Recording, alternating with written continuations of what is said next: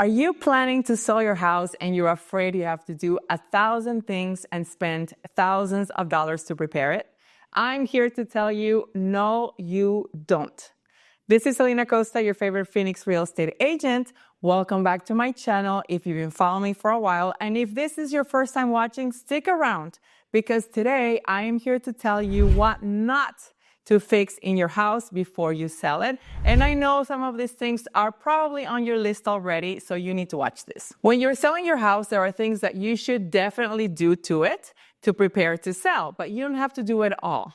If you talk to 10 different people, you will get 10 different answers about this topic. And HGTV have us thinking that you have to fix everything or replace everything to maximize your ROI. But after selling hundreds of homes in the last 19 years, I know there's things you should do and there's things you shouldn't bother doing without hurting your bottom line. Some people will tell you you need a new kitchen, you need new bathrooms, you need to paint your whole house white. You need new appliances, etc. As a disclaimer, please know that every house is different and every situation is different. If you are a home seller and we meet, I will advise you on what you need to do depending on your house, your goals, and your budget. So this is not a one-size-fits-all approach. However, in general, these are the 5 things that you probably do not need to do when selling your home. Number 1, you do not need to replace the whole floor or remove the carpet to install new floor. No. Don't replace the floor if it's not damaged, and don't remove the carpet to install new carpet. You don't know what the other people are going to like. You may replace the old and install new carpet, for example, and guess what? They were planning to remove the carpet anyway. You may install ceramic tile, but they may like wood or laminate, or they don't like the color you chose. Just leave the floor you have if it's not damaged. However, if I see dirty, old, or damaged carpet, I will have you replace it to new carpet. There's nothing more disgusting than dirty, stinky carpet, and that gives a very bad impression and may harm your home's perception of value. So that definitely needs to go. But just replace it to like new builder grade carpet so it looks presentable for the showing. But if the buyer wants to rip it out and install new flooring after they buy the house, they can easily do that and it won't be as wasteful. Number 2, you do not need to replace your whole kitchen or bathrooms.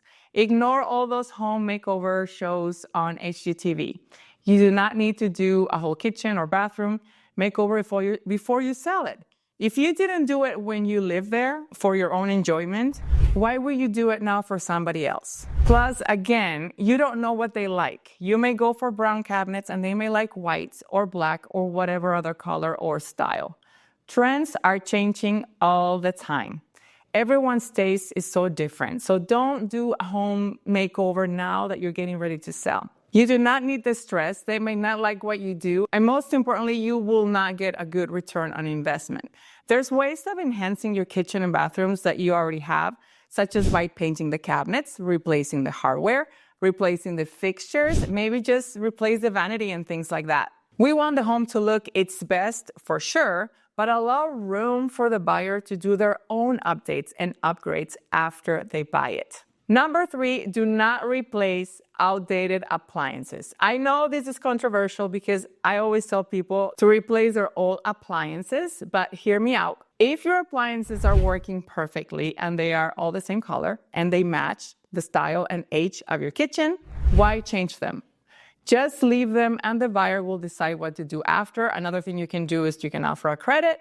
I know replacing appliances is tempting because if you decide not to remodel the kitchen, you're thinking, hey, at least I will get new appliances. So you may think that's a good thing, and it might be, but buyers might have other preferences and plans to the kitchen. So save your money here. Instead, make sure that your kitchen is clean and well presented because replacing kitchen appliances may cost you $5,000 or more, but we can use that money somewhere else that might create a bigger impact. Number 4, do not do every single cosmetic update you see.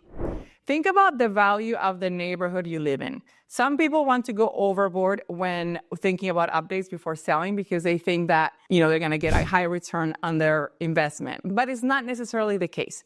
If you live in a community where most houses have either builder-grade kitchens or moderate kitchen remodels, don't try to go there and add Italian marble countertops or high-end cabinets or hardware and appliances because you will not get the return that you want. When doing updates, do it for you. Do it for your enjoyment and your pleasure while you live there, but don't do it when you're about to sell. That's too late. Save your money for your next house, which takes me to my next point. Number 4, don't do major landscaping changes. People come to me all the time and say, Celina, I want to sell my house, but all I have in my front yard is rocks. What should I do? Should I install artificial turf? If you didn't do it for you when you live there for your enjoyment, why do you want to do it now for someone else? And what if the next person doesn't like turf? What if people were planning to build something else and ripping out what you do? So don't stress about redoing your entire garden or lawn. Simply clean it, trim it, mow the lawn if there's, grass. Plant some seasonal flowers and planters or colorful flowers on pots, and that will do the trick. One thing that may go a long way is painting the walls of your backyard to the same color as the house. That makes such a big difference, and it's very inexpensive. Anyway, buyers might have their landscaping idea, so there's no need to go overboard or make any major changes. Just focus on doing small changes that create a big impact, like I mentioned. And number 5, personal touches. Things like custom paint colors or unique fixtures may not appeal to everyone. Buyers often want to make these changes themselves, so don't worry about adding character or personality. It will be more of a distraction than anything else. Just make sure that the house is clean and clutter-free and neutral. These are the minor, inexpensive cosmetic things that I recommend doing. And number 1, carpet replacement when the carpet is worn, damaged, or if you have pets, for obvious reasons. Number 2, refreshing the walls with a neutral color paint.